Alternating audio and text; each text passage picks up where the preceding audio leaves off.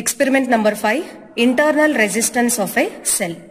Aim of the experiment, determine internal resistance of a given cell using potentiometer. We are using potentiometer to find internal resistance of a given cell. In this experiment, I am using Lagrange cell. We have to find internal resistance. So you can observe circuit diagram here. We are going to consider battery, plug key, rheostat. This is point P and Q, terminals on the potentiometer. We are using cell EMF E, resistance R, and another plug key K2, last one galvanometer. So first we can go for circuit connection. Let us start with battery positive. So battery positive is connected to P terminal. So here we are not using ammeter. So ammeter is cancelled here. We are not using ammeter. Directly battery positive is connected to P terminal of potentiometer. Then from P terminal, totally there are 3 wires are connected. One is for battery positive, one is for positive terminal of the cell, and one wire is connected to resistor. Totally here at point P, 3 wires are connected. One is battery positive, one is positive terminal of the cell, and another wire is resistance. Then battery negative is connected to K1, plug key K1. Another end of plug key K1 is connected to lower end of the rheostat. Another lower end is closed, leave it. Upper end of the rheostat is connected to Q terminal of the potentiometer.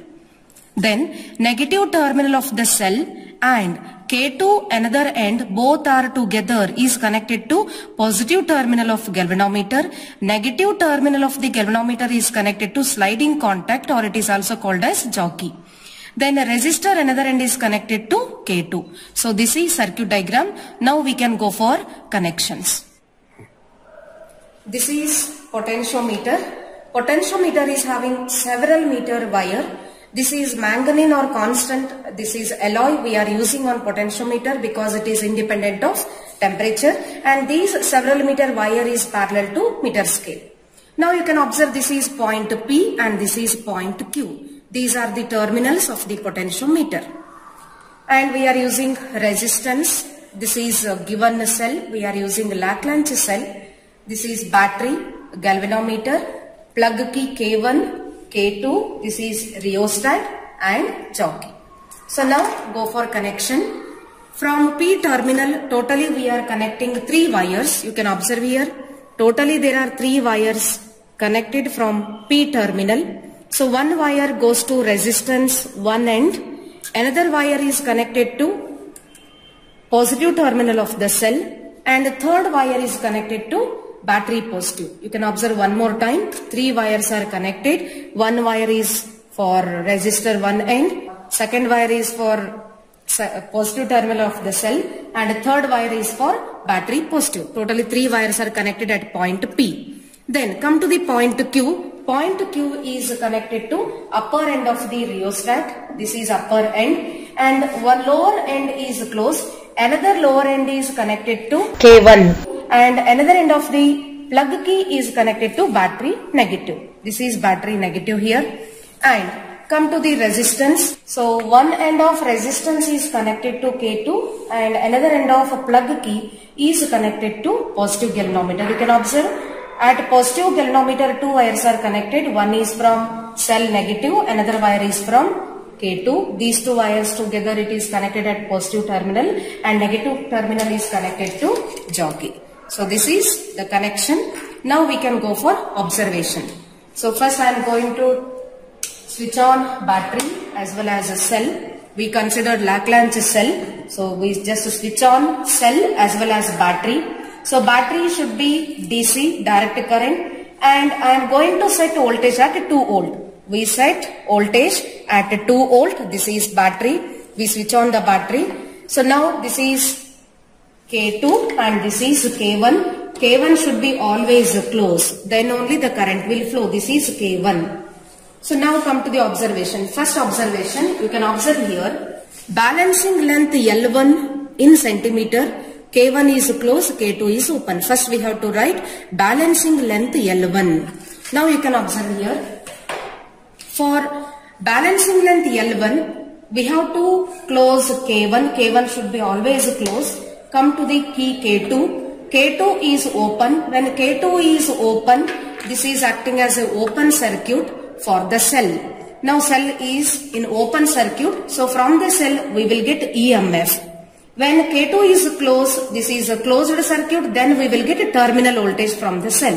Now this is open circuit, we go for balancing length L1. We have to move this jockey on the wire. Before that you can check deflection in galvanometer. It must show deflection in both the sides. You can observe, I am going to touch this jockey on one end of the wire. You can observe galvanometer now. Galvanometer shows deflection on the left side. Now I am going to touch the jockey on another end of the wire, Q terminal. Now it shows a deflection on opposite side. That indicates your connection is right. Now we go for balancing length L1. K1 is closed, K2 is open. You just move this jockey on the wire from point P terminal to Q terminal. When it shows zero deflection in a galvanometer, then we will get balancing length L1. Yes, first let us start with P terminal. Just we are moving the jockey on the wire to get a null point, that is current through the galvanometer is 0. When I move this jockey on the wire, now it covers 1 meter, but still there is no zero deflection. Again I am going to move the jockey for the second wire. You can observe galvanometer, there is no deflection. We have to move this jockey until we get null point or zero deflection in galvanometer. So now you can observe the galvanometer here. You can observe the galvanometer. Now I got zero deflection at this point. This is our balancing length. That indicates initially we covered 100 meter. Then we have to observe the upper scale. Now I covered the second wire. We have to observe lower scale.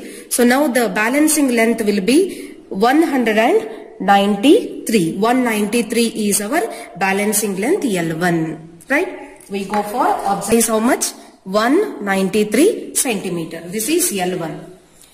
Now observe a tabular column. In the first column, resistance R. We have to change resistance like 2 ohm, 4 ohm and 6 ohm. Then go for balancing length L2. Then calculation. So now we have to find balancing length L2. How to find balancing length L2? You can observe. So again the same procedure, K1 is closed. Initially K2 was open, so we got EMF of the cell. Now I am going to close K2 also. It is a closed circuit. Now we will get a terminal voltage from the cell. K1 and K2 both should be closed here. Again the same procedure. So first we have to set resistance. You can observe this is resistance box. A resistance value I am going to set at 2 ohm. Now resistance is 2 ohm. K1, K2 both are closed. Again the same procedure. This jockey should be moved on this wire.